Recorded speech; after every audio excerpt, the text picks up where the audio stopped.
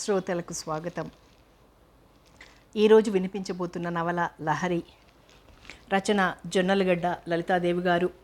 విజయవాడ లబ్బిపేట వెంకటేశ్వర స్వామివారి గుడి ఆ రోజు జనసమూహంతో కిటకిటలాడిపోతోంది.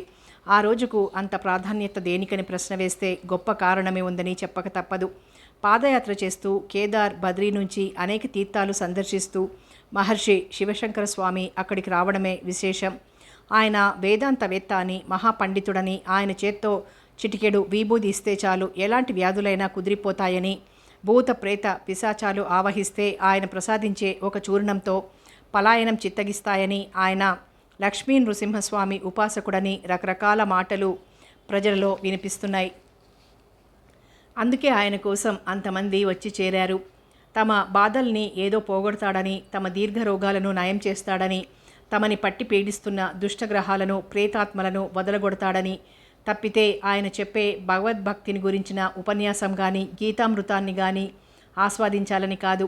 సరిగ్గా 9:15 తెల్లని శరీరఛాయ, మొహాన విభూది రేఖలు, పైన కుంకుమ బొట్టు, కాషాయ వస్త్రాలు, మెడలో రుద్రాక్షమాలలు, పావుకోళ్ళు, చేతిలో కమండలం ధరించి మందహాస వదనార విందంతో కారులోంచి దిగారు. ఆయన కోసం సింహద్వారం దగ్గర స్వాగతం పలకడానికి వేచి ఉన్న పెద్దలు వినమ్రంగా నమస్కరిస్తూ ఆయనకి ఘనంగా స్వాగతమిచ్చారు. లోపలికి తీసుకువెళ్లారు మేళ తాళాలతో. అంతవరకు కూర్చుని పరీక్షిస్తున్న వారందరిలో కలకలం బయలుదేరింది. ఒక్కసారిగా ఆయన్ని చూడాలన్న ఉత్కంఠతతో అందరూ లేచి ఒక్కసారి నిలబడి తోసుకోసాగారు. ఆ గందరగోళం చూసిన ఆర్గనైజర్ ఒకరు వేదిక ఎక్కి అందరినీ సర్దుబాటు చేసే ప్రయత్నంలో మైకు దగ్గర నిలబడి, అందరూ దయచేసి కూర్చోవలసిందిగా ప్రార్థిస్తున్నాం. కాసేపట్లో స్వామివారు స్నానాధికాలు నిర్వర్తించుకొని మీ అందరికీ దర్శనమిస్తారు. 10 నిమిషాలు ఉపన్యాసం చెప్పిన తర్వాత భక్తులందరూ వరుసగా వచ్చి మీ యొక్క బాధలను స్వామీజీకి విన్నవించుకోవచ్చు. అందాక దయచేసి నిశ్శబ్దంగా కూర్చోవలసిందిగా మనవి చేస్తున్నాం అంటూ గట్టిగా చెప్పాడు. అక్కడితో వాతావరణం సద్దుమణిగినట్లే కనిపించింది. అతను క్రిందికి దిగిపోయాడు. బయట భక్తులంతా చాలాసేపటి నుంచి తన కోసం ఎదురుతెన్నులు చూస్తున్నారని గ్రహించి త్వరగా తన పనులు ముగించుకొని వారందరికీ దర్శనమియ్యడానికి ఆయన కోసం ఏర్పాటు చేసిన వేదిక దగ్గరికి వచ్చారు. అంతా ఆయన్ని చూడగానే లేచి నిలబడి నమస్కారం చేశారు.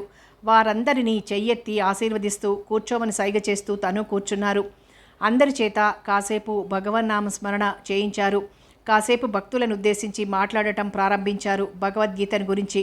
అంతా స్వామీజీ ఏం చెబుతారా అన్నట్లు అతి నిశ్శబ్దంగా వినసాగారు.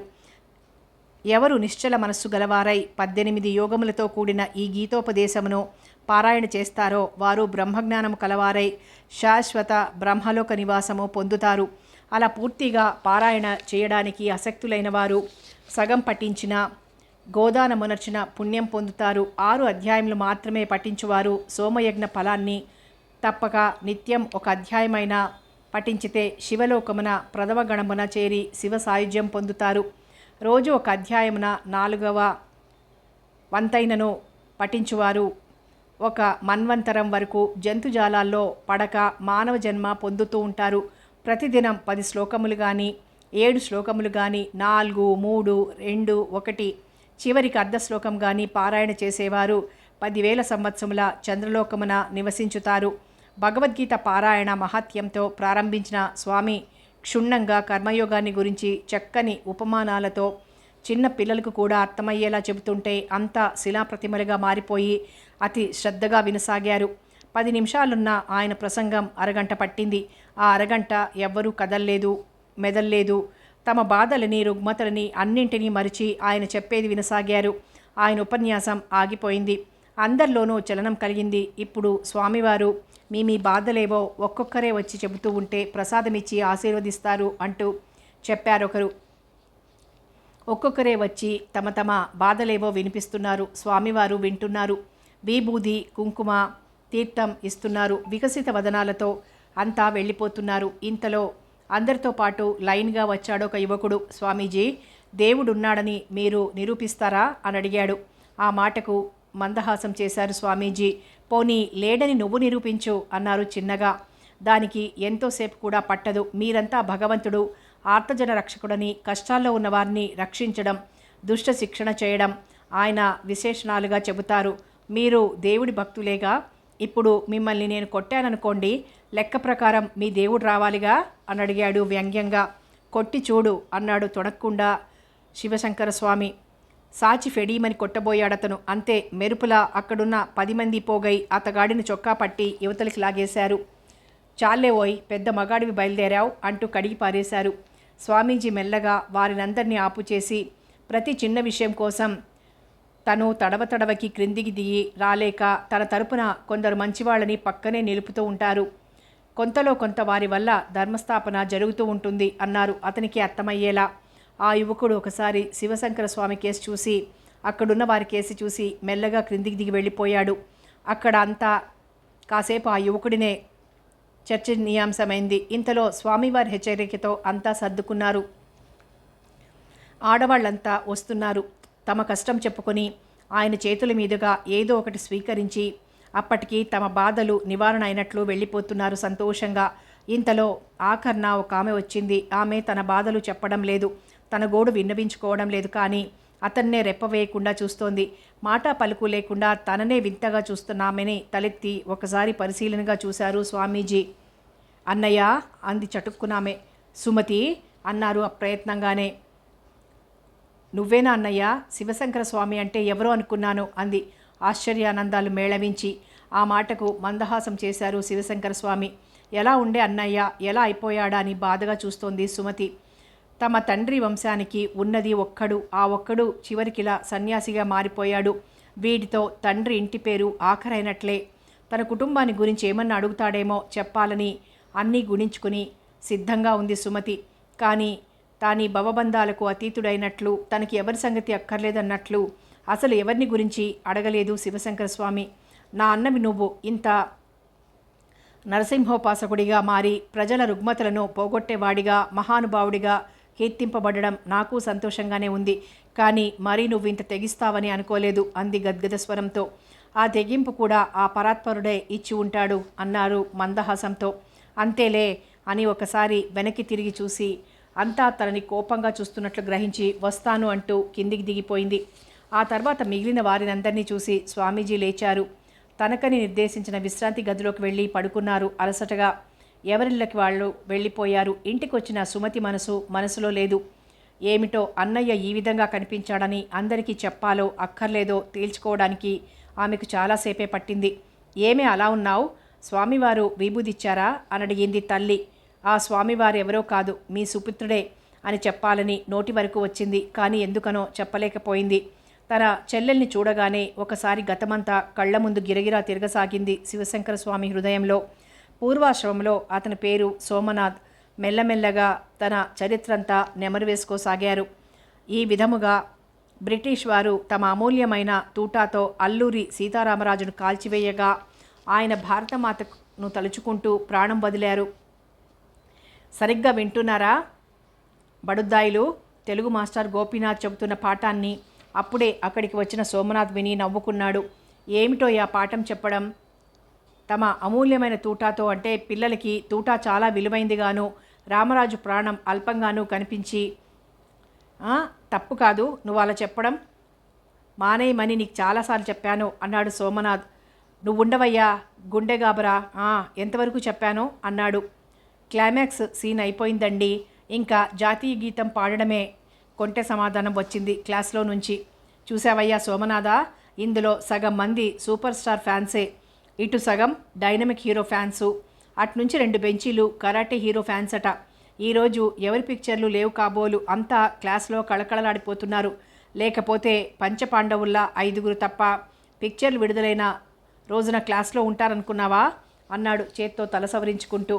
సరే రైట్, వీళ్ళంతా వుడ్ బీ స్టార్స్ కాబోల్లే, పద టైం అయింది, బెల్లు మోగుతోంది అన్నాడు సోమనాథ్. అతను అన్నట్లుగానే బెల్లు మోగింది. ఇద్దరూ బయటకు వచ్చారు. ఏమిటి సరాసరి క్లాస్ రూమ్లోకి వచ్చావు అన్నాడు గోపీనాథ్. ఏం లేదు, ఈరోజు పిల్లని చూడటానికి వెళ్దామంటూ కబుర్ చేశారు మా నాన్నగారు, నువ్వు కూడా వస్తావేమోనని అన్నాడు సోమనాథ్. ఆ మాటకు కొంచెం ముఖం వాడినట్లయింది గోపీనాథ్కి. చూడు సోమనాథ్, దయచేసి నన్ను మటుకు రమ్మనకు అన్నాడు గోపీనాథ్. ఏం అన్నాడు ఆశ్చర్యంగా. నేను ఎవరితో పెళ్లి చూపులకు వెళ్ళినా వాళ్ళకి సక్సెస్ అవ్వలేదు. దయచేసి గొడవలోకి నన్ను దింపకు అన్నాడు గోపీనాథ్ మొహం కిందికి దింపుకుని. చాలే, నాకు అలాంటి పిచ్చి పిచ్చి సెంటిమెంట్లు లేవు. నువ్వు సరిగ్గా 2 గంటలయ్యేసరికి మా ఇంటికి రా, నీకోసం కనిపెట్టుకునుంటాను అన్నాడు సోమనాథ్ ఖరారుగా. మిత్రుని మాట కాదనలేక, ఇటు తన నమ్మకాన్ని వదులుకోలేక కాసేపు సతమతమయ్యాడతను. చివరికి మిత్రత్వమే గెలిచింది. వస్తాన్లే అన్నాడు మనసులో భయపడుతున్నా పైకి. రైట్, అలా ఉండాలి. దేనికైనా ధైర్యం లేకపోతే బతకడం కష్టం అంటూ మిత్రుని భుజం తట్టాడు సోమనాథ్. గోపీనాథ్ నవ్వి ఊరుకున్నాడు. సరిగ్గా సోమనాథ్ చెప్పిన టైంకే అతని గుమ్మం ముందు ప్రత్యక్షమయ్యాడు గోపీనాథ్. సోమనాథ్, అతని తండ్రి హరినారాయణరావు, తల్లి విశాలాక్షి, మిత్రుడు గోపీనాథ్ వెంటరాగా అదే ఊళ్ళో ఉన్న పెళ్లి కూతుర్ని చూడటానికి బయలుదేరాడు. ఆ ఇల్లు చిన్న మేడ, క్రింద 6 గదులు, పైన 4 గదులు. గదులు చక్కగా విశాలంగా గాలి వెలుతురు ధారాళంగా వచ్చేట్లున్నాయి. ముందు గదిలో ఒక సోఫా, 4 కుర్చీలు, చిన్న టేబుల్, దాని మీద అందమైన టేబుల్ క్లాత్, చక్కని ఫ్లవర్ వాజ్, అందులో బోగన్ విల్లా గుత్తులు, గోడకు 4 దేవుని క్యాలెండర్లు, ఒక పక్క ఆంధ్రా బ్యాంక్ డేట్ క్యాలెండరు, గోడలకు వేసిన కొత్త సున్నం ఘాటు, అంతా తమాషా అనుభూతినిస్తోంది. రండి అంటూ సాదరంగా ఆహ్వానించాడు చలపతిరావు. ఇంచుమించు సోమనాథ్ వయసే ఉన్న ఒక యువకుడు అందరినీ ఆహ్వానించి కూర్చోబెట్టాడు. మా అబ్బాయి గదాధర్రావు అంటూ పరిచయం చేశాడు చలపతి. ఆ అబ్బాయిని బాగా పరిశీలనగా చూశాడు హరినారాయణ. ఏం చదువుతున్నావు బాబు అని అడిగాడు కుతూహలంగా. బీకాం పాస్ అయి స్వంతంగా టైప్ ఇన్స్టిట్యూట్ నడుపుకుంటున్నానండి అన్నాడు నిదానంగా కాబోయే వరుణ్ణి చూస్తూ. టిఫిన్లు వచ్చాయి, అవి ఆరగించడం కూడా అయిపోయింది. అమ్మాయిని తీసుకురా అంటూ తను కుర్చీలో కూర్చున్నాడు చలపతిరావు. అమ్మాయిని తీసుకొచ్చి ఎదురుగా కూర్చోబెట్టింది ప్రసన్నలక్ష్మి. ఒకసారి పెళ్లి కూతురికేసి తిరిగిపోయాయి అందరి కళ్ళు. బాగా పుష్టిగా, ఎత్తుగా, రంగు లేకపోయినా కళగా ఉంది ముఖం. అందరి ముఖాల్లోనూ సంతృప్తి కనిపించింది. మా అన్నయ్య గారి అమ్మాయి ఈ పిల్ల. తల్లి తండ్రి పోతే చిన్నప్పటి నుంచి నేనే పెంచాను.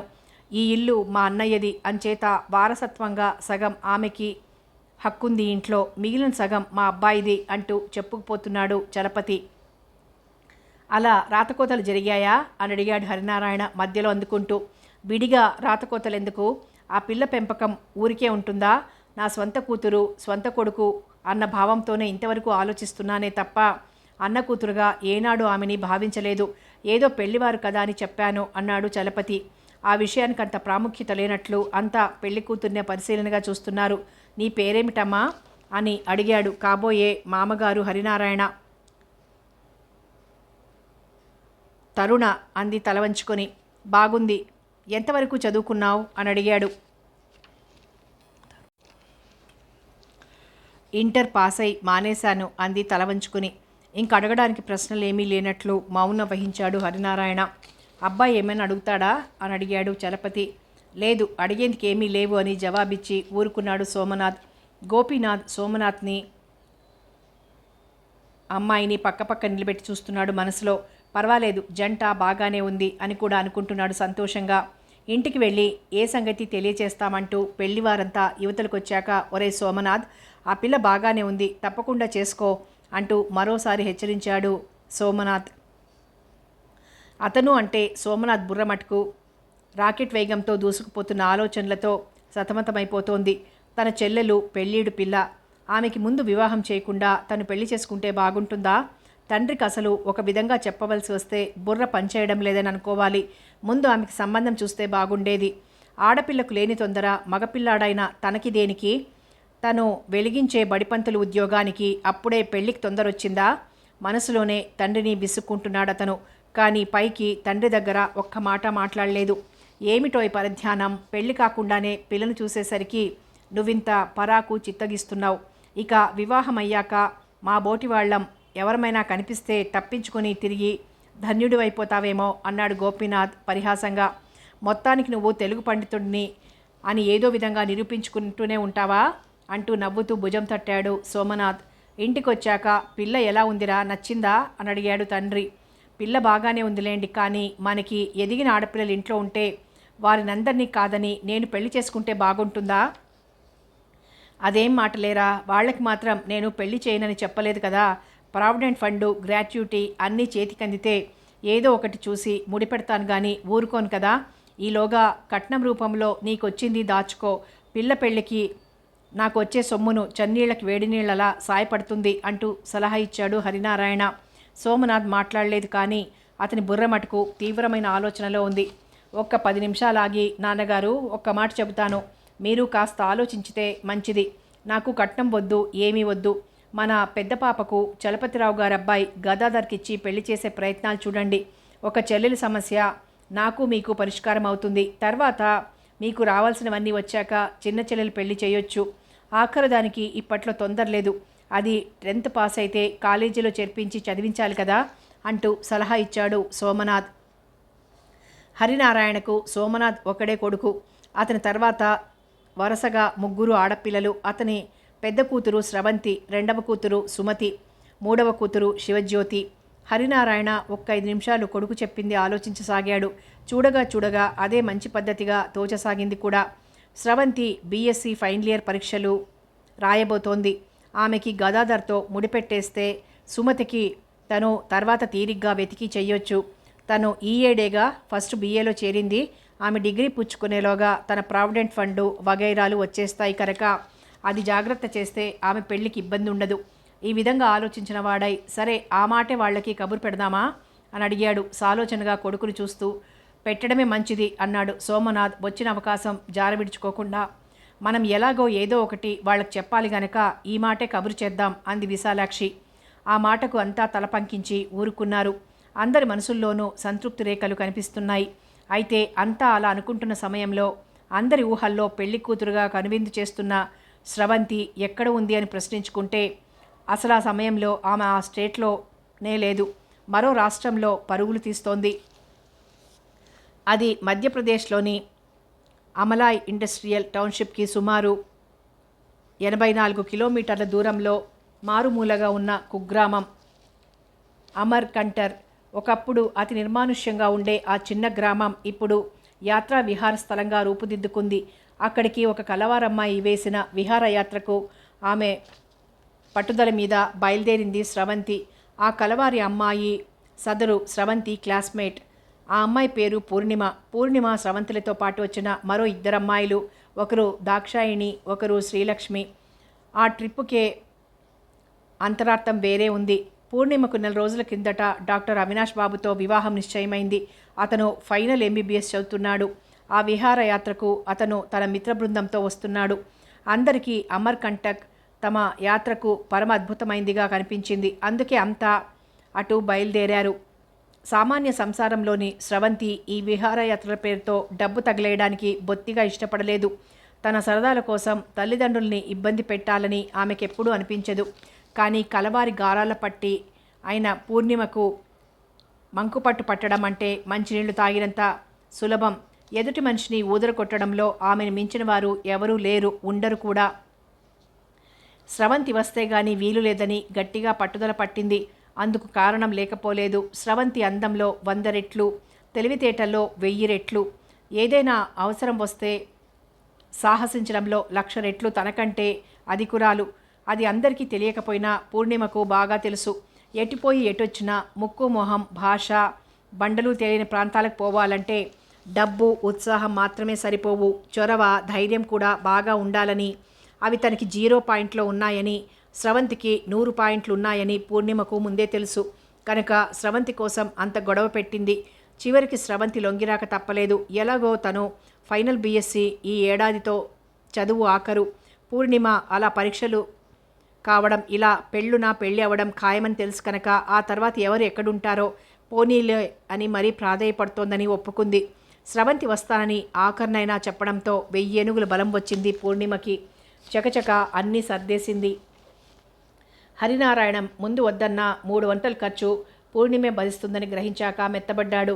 కానీ స్రవంతి మటుకు అన్నగారిని అడిగి ఎవరి మీద తను ఆధారపడిన అవసరం లేకుండానే తగిన కట్టుదిట్టాలతో వచ్చింది.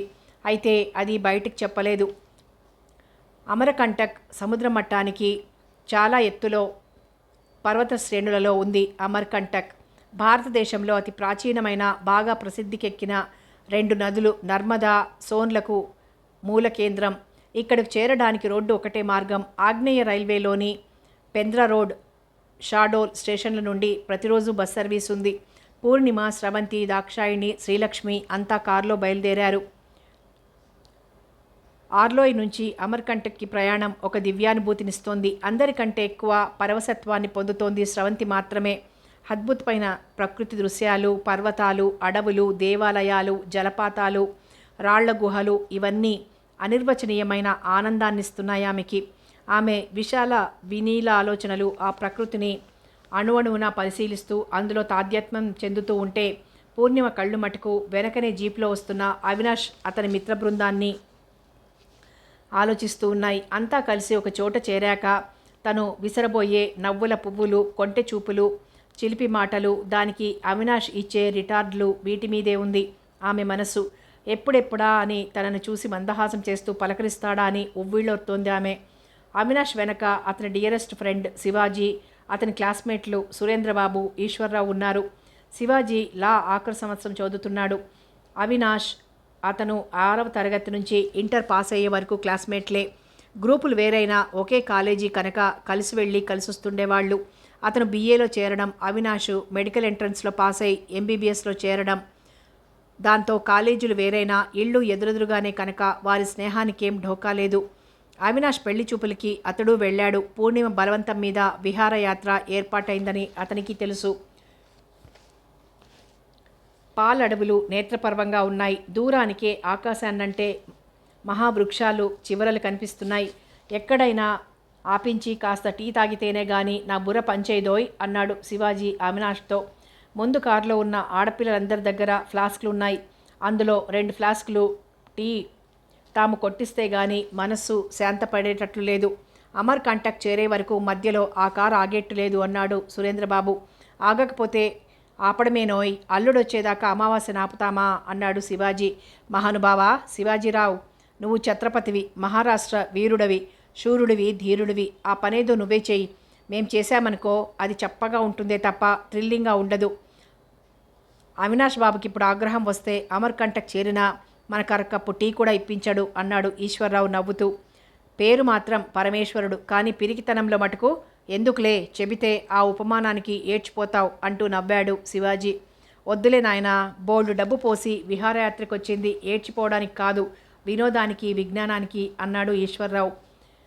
రైట్, వెళ్ళేప్పుడు 4 బస్తాల వినోదాన్ని, మరో 10 బస్తాల విజ్ఞానాన్ని మూట కట్టి కారు డిక్కీలో పెట్టించు అంటూ ఓ చెణుకు విసిరాడు శివాజీ.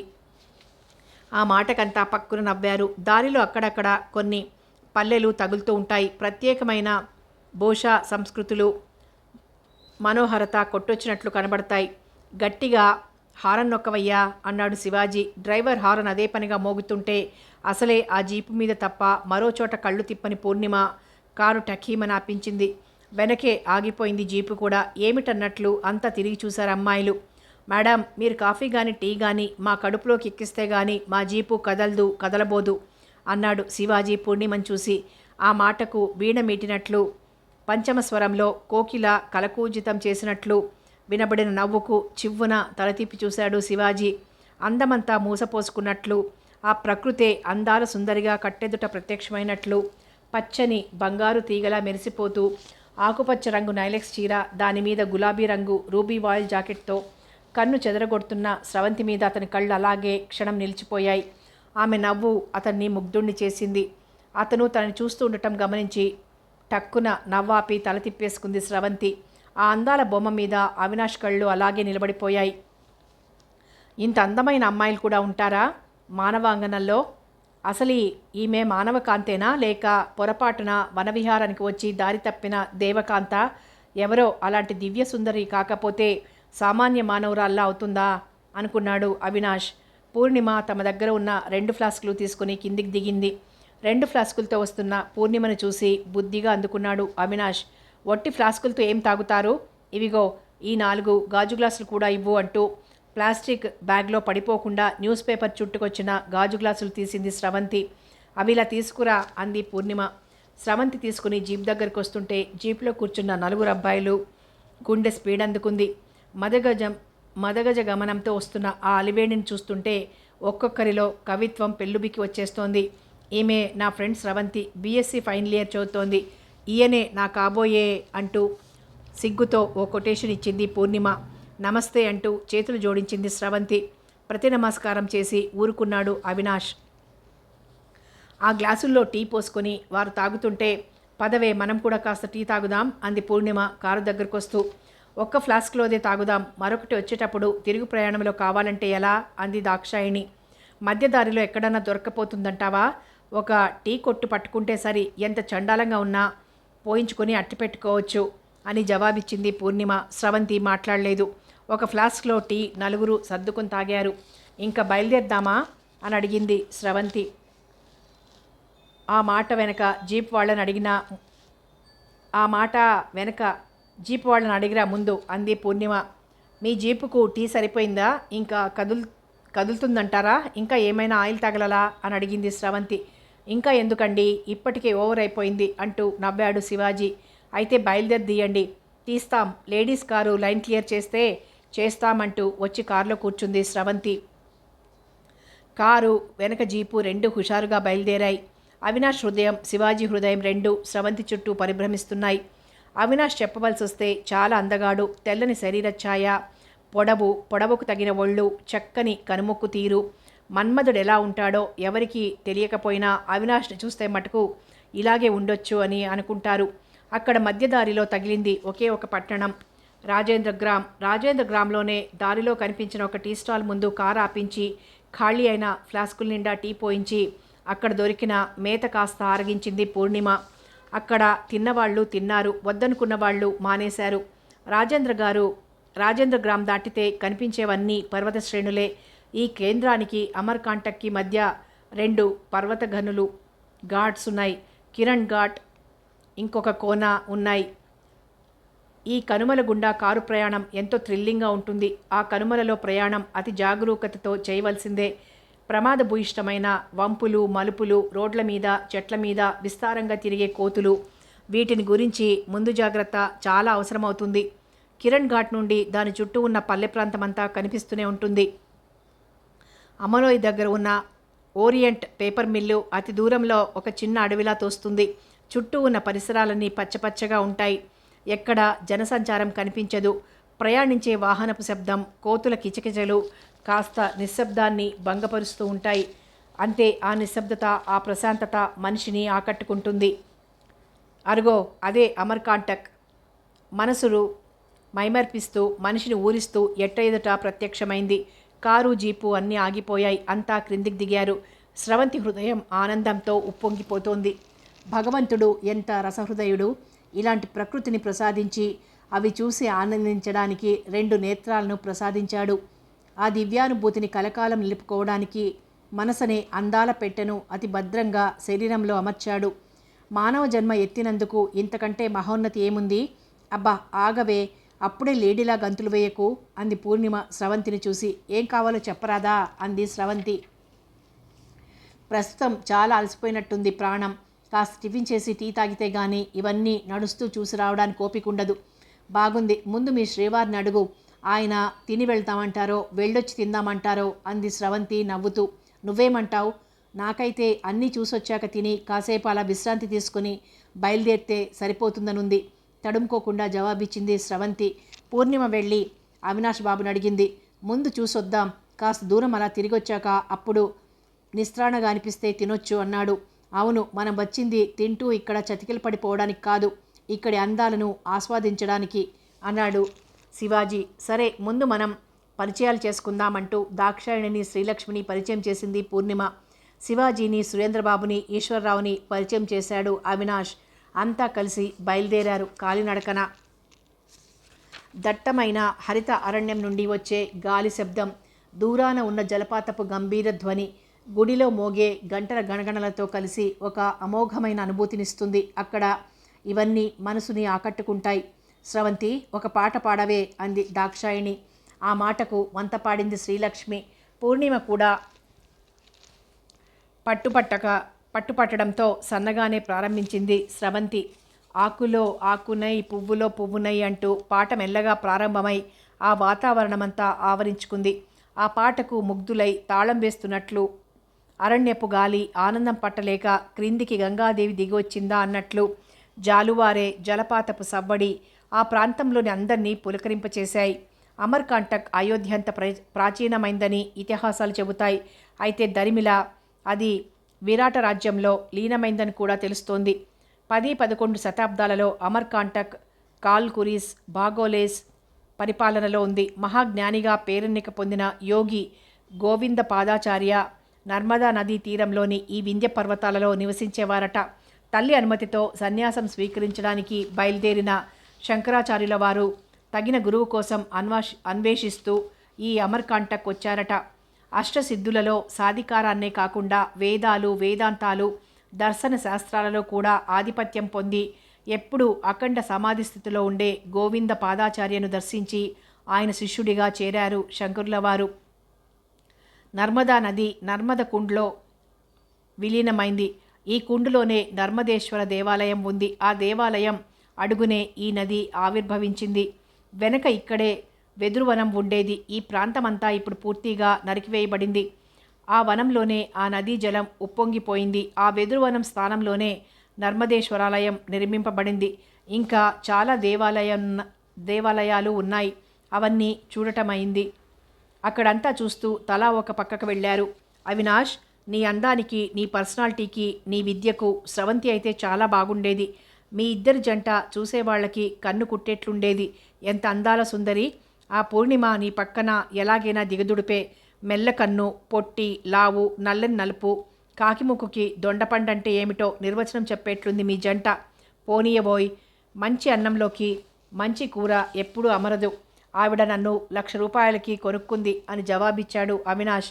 అయితే నువ్వు ₹1,00,000 అమ్ముడుపోయావన్నమాట అన్నాడు శివాజీ. అవునన్నాడు అవినాష్ తలూపుతూ. మనం డబ్బుకు అమ్ముడవుతున్నంత కాలం ఇంతే. మంచి అన్నాలు, మంచి కూరలు కుదరవు అన్నాడు శివాజీ. ఆ మాట అప్పుడే అటుగా వచ్చిన స్రవంతి చెవులకి వినిపించి టక్కునాగిపోయింది. అయితే అంతక్రితమే పూర్ణిమ అక్కడ చాటుగా నిలబడి అవినాష్ శివాజీరావుల సంభాషణ బీరుపోకుండా విన్నదన్నమాట స్రవంతికే కాదు, అవినాష్కి, శివాజీకి కూడా తెలియదు. పూర్ణిమ ముఖం క్రోధంతో మంకెన పువ్వులా మారిపోయింది. మనసు కుతకుతా ఉడికిపోయింది. చర్రున యువతలకొచ్చింది. ఏమిటి పాపం, మిత్రుడికి జ్ఞానబోధ చేస్తున్నారు అని అడిగింది రోష కషాయిత నేత్రాలతో చూస్తూ శివాజీని. ఆ మాటకు అవినాష్ కంగారు పడిన శివాజీ మటుకు తాపీగా జవాబిచ్చాడు. ఇందులో జ్ఞానబోధ ఏముంది మేడం? ఏదో లోకం తీరు మాట్లాడుకుంటున్నాం కానీ ఆ లోకం తీరులోకి స్రవంతి పూర్ణిమ ఎందుకు రావాలట? తీక్షణంగా అడిగింది పూర్ణిమ. ఏదో మాటలనాక అవి దొరలకుండా ఉంటాయా? శాంతంగానే జవాబిచ్చాడు శివాజీ. స్రవంతి అందమైందైతే కావచ్చు కానీ డబ్బు దశకం లేనిది. అలాంటిది 10 జన్మలెత్తిన ₹1,00,000 కట్నంతో ఆయనలాంటి వ్యక్తిని కొనుక్కోలేదు. మీరు ఆవిడగారి అందాన్ని పొగడటం, నన్నేదో గోంగూర కాడలా ఏరి పారేయడం అంటూ మహిషాసుర మర్దినిలా విరుచుకుపడసాగింది పూర్ణిమ. స్రవంతి ముఖం నల్లగా మాడిపోయింది. గబగబా వారి ముందుకొచ్చింది. స్రవంతిని చూస్తూనే ముఖం ముటముటలాడించింది పూర్ణిమ. వచ్చింది పాపం అందాల రాణి అంది ఎకసెక్కంగా. స్రవంతికి కోపం వచ్చింది.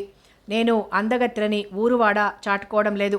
నువ్వు చాటుకోకపోతే ఏం, ప్రచారం చేసేందుకు అభిమానులున్నారుగా మంటగా అంది పూర్ణిమ. ఎవరో ఏదో అనుకుంటే దానికి నేను బాధ్యురాలిని కాదు. మరే, నువ్వు అసలు దేనికి బాధ్యురాలివి కాదు. అమ్మ పుట్టింటి వారి సంగతి మేనమామకు తెలియదా అని నీ సత్తా ఏమిటో నాకు తెలియదేమిటి? తెలిసినప్పుడు ఎందుకలా నోరు పారేసుకుంటావు అని అడిగింది స్రవంతి కోపంగా. అవినాష్ నా కాబోయే భర్త. ఆయనకి మరొకతితో జంట కడితే సహించేది లేదు. నేను ఆయన్ని ₹1,00,000 కట్నంతో పెళ్లి చేసుకుంటున్నాను. కాలనాగిన్నలా బుసలు కొట్టింది పూర్ణిమ. ఏదో శివాజీ మాట సామెతగా అనడం, దానికి పూర్ణిమ రంకెలు వేయడం, అది 10 మంది మధ్య స్రవంతి గొప్ప అవమానంగా భావించింది. మంచిది, మీ ఆయనగారితో జంట కావాలంటే కట్టేందుకు ఎవరూ సిద్ధంగా లేరు. ముఖం అటు తిప్పుకుంటూ జవాబిచ్చింది స్రవంతి. డబ్బున్న అహంభావం అణువణువన చూపిస్తూ ఎదుటి మనిషిని, పరిసరాలు గమనించకుండా నోటికొచ్చినట్టు మాట్లాడటం శివాజీలో కోపాన్ని తెప్పించింది. లక్ష కట్నం అంటున్నారు. రేపు ఒకవేళ అవినాష్ బాబుని 2 లక్షలు పెట్టి స్రవంతి గారు కొంటారేమో, ఎవరు చూడొచ్చారు అని అడిగాడు కవ్వింపుగా. 10 జన్మలెత్తిన 10,000 కట్నమిచ్చి మొగుడిని సంపాదించలేని ఈవిడ గారు 2 లక్షలతో నా కాబోయే వరుణ్ణి కొంటుందా? హేళనగా అడిగింది పూర్ణిమ. ఎవరు చూడొచ్చారు? నవ్విన నాపచీనులు పండుతాయట. శ్రీ మహాలక్ష్మి వస్తూ ముఖం చూపిస్తుంది, వెళ్తూ వీపు చూపిస్తుంది. అందుకే తెల్లారేపాటికి లక్షాధికారులు భిక్షాధికారులు అవుతూ ఉంటారు. తిండికి టిఖానా లేని వారు 10 అంతస్తుల బిల్డింగ్లు కట్టిస్తూ ఉంటారు నింపాదిగా జవాబిచ్చాడు శివాజీ. అలా ఏదన్నా జరిగితే తప్ప ఈ ముఖానిక అవినాష్ బాబు లభించేది? నిరసనగా అంది. ఆ మాటతో తోక తొక్కిన తాచులా లేచింది స్రవంతి. పూర్ణిమ, నన్ను నా పేదరికాన్ని పదే పదే ఎద్దావా చెయ్యకు. నిజంగానే అవినాష్ బాబుని 2 లక్షలతో కొంటాను, చూద్దుగాని నా తడాకా, ఆవేశంతో ఊగిపోతూ అంది స్రవంతి. ఏవండి, స్రవంతి మిమ్మల్ని 2 లక్షలిచ్చి కొంటుందట, అమ్ముడుపోతారా? హేళనగా అడిగింది పూర్ణిమ అవినాష్ని. ఆ మాటకి తల అడ్డంగా తిప్పాడు అవినాష్. ఆవిడ కొంటానన్నా ఇక్కడ అమ్ముడుపోయేందుకు ఎవరూ రెడీగా లేరు. నన్ను 1,00,000 కట్నంతో 2 నెలల్లో పెళ్లి చేసుకోబోయేదానివి నువ్వు. లీగల్గా నా మీద అధికారం నీకే ఉంటుంది. ఆమె ఏదో ఆవేశంతో అన్నా అది నెరవేరదు, అది చట్ట విరుద్ధం కూడా. అవినాష్ బాబు చాలా శాంతంగా జవాబిచ్చాడు. ఆ మాటకు గర్వంగా చూసింది పూర్ణిమ. విన్నావుగా ఆయన అభిప్రాయం. నీ మాటలు ఉపసంహరించుకొని క్షమార్పణ కోరుకో అంది పూర్ణిమ. ఉపసంహరించుకోవడమా? మాటకి నిలబడటమే గాని దాన్ని వాపస్ తీసుకునే ప్రసక్తి నా దగ్గర లేదు. క్షమార్పణ కోరడం అనేది అస్సలు జరగదు. ఏది చట్టమో ఏది విరుద్ధమో నేను చూడకపోను, ఖండితంగా జవాబిచ్చింది స్రవంతి. సరే, పందెం వెయ్యి, పట్టుదలగా అంది పూర్ణిమ. నేను కనుక ఓడిపోతే మీ అందరి సమక్షంలో కృష్ణలో దూకి చచ్చిపోతాను, ఫెడీమని జవాబిచ్చింది స్రవంతి. నేను కనుక ఓడిపోతే మీ అందరి సమక్షంలో కత్తితో పొడుచుకొని చస్తాను, అంతే తీవ్రంగానూ జవాబిచ్చింది పూర్ణిమ. ఇదే మన ఛాలెంజ్, ఎవరు గెలుస్తారో చూద్దాం అంది స్రవంతి. కాషాయ అంబరాలు కట్టి ఏ కొండ గుహలోనో కూర్చుని ఏ మంత్రమో జపిస్తూ తపస్సు చేస్తే ఏ భగవంతుడైనా కనికరించి నీ తపస్సుకు మెచ్చి అనుగ్రహిస్తే తప్ప 100కి 100 పాళ్ళు గెలుపు నాదే. మనిషి జీవితం ధనలక్ష్మి కనుసలలో తప్ప ఇది మంత్రాలకి చింతకాయలు రాలే కాలం కాదు గనక నిశ్చయంగా పరాజయం నీదే అంది పూర్ణిమ తేల్చేస్తూ. అదే చూద్దాం, నేను కాషాయ వస్త్రాలు కడతానో మీ చేత కట్టిస్తానో భవిష్యత్తును ఎవరు చూడొచ్చారు పంతంగా అంది స్రవంతి. అవినాష్ గారి మద్దతు నాకున్నంతకాలం నేను ఒకరి పంతాలకి బెదరాల్సిన పనిలేదంటూ అతనికేసి దృష్టి సారించింది పూర్ణిమ. నేను చాలా ప్రిన్సిపల్స్ ఉన్న వ్యక్తిని, భూమి తలకిందులైనా నేను నీవాడినే అన్నాడు అవినాష్. మంచిది అని మటుకు ఊరుకుంది స్రవంతి. ఎంతో సరదాగా వచ్చిన విహారయాత్రకు పురిట్లోనే సంధి కొట్టినట్లయింది. అంతా వారిద్దరి మాటల బాణాలకు నిర్ఘాంతపోయి చూడటం తప్ప పన్నెత్తి మాట్లాడలేకపోయారు. ఏమంటే ఏం కొంప అంటుకుంటుందో అని అంతా శిలాప్రతిమలై నిలబడ్డం తప్ప ఏం చేయలేకపోయారు. అనుకోకుండా అగ్ని అంటించిన శివాజీ మటుకు నిబ్బరంగా ఉన్నాడు. మనసులో ఏమనుకుంటున్నాడో అతనికి తప్ప ఇతరులకి తెలియదు. స్రవంతి చకచక కారు దగ్గరకు వచ్చింది. మీరంతా వస్తారా, లేక వేరే ఎవరిదైనా కారులో జీప్లో కానీ వెళ్ళిపోనా అని అడిగింది. అయిందేదో అయిపోయింది, ఇక ఎవరం మటుకు చేసేదేముంది, వెళ్ళిపోదాం పదండి అన్నారందరూ. తెచ్చినవి సరిగ్గా ఎవరూ తిననూ లేదు, మళ్ళీ తాగనూ లేదు. చిత్రంగా శివాజీరావు కూడా కనీసం టీ కూడా తాగలేదు, అడగలేదు. కారులో ఉన్నంతసేపు ఎవరికెవరూ మాట్లాడుకోలేదు. కారు రైల్వే స్టేషన్కి వచ్చేదాకా ఓపిక పట్టి స్రవంతి తన వస్తువులు తీసుకొని రైలుకు తన టికెట్టు తను కొనుక్కొని ఎక్కుతుంటే కంగుతింది పూర్ణిమ. ఆమె ఖర్చు భరిస్తానంది కనుక ఆమె వచ్చిందని, ఇక్కడ టికెట్ల దగ్గర తన డబ్బుతో టికెట్ కొనందే ఆమెకి టికానా లేదని, అప్పుడు ఆమె పలికిన ప్రగల్భాలను గుర్తు చేసి హేళన చేద్దామనుకున్న పూర్ణిమకు స్రవంతి తన టికెట్ డబ్బు తనే తీసుకోవడం ఆశ్చర్యాన్ని కలిగించింది. అయితే డబ్బు తెచ్చుకుందన్నమాట. ఈ మాట తట్టగానే ముఖం మాడిపోయింది. చివరికి ఎవరిల్లు వారు దుమదుములు మూతి బిగింపులతోనే చేరుకున్నారు. చక్కని ప్రదేశాన్ని చూసిన ఆనందం కానీ అనుభూతి కానీ ఎవ్వరికీ ఏమాత్రం మిగల్లేదు. అనవసరంగా వెళ్ళాను, వెళ్లకుండా ఉంటే ఏ పీడ ఉండేది కాదు అనుకుంది స్రవంతి అశాంతిగా ఇంటికొస్తూ. కథ కొనసాగుతుంది.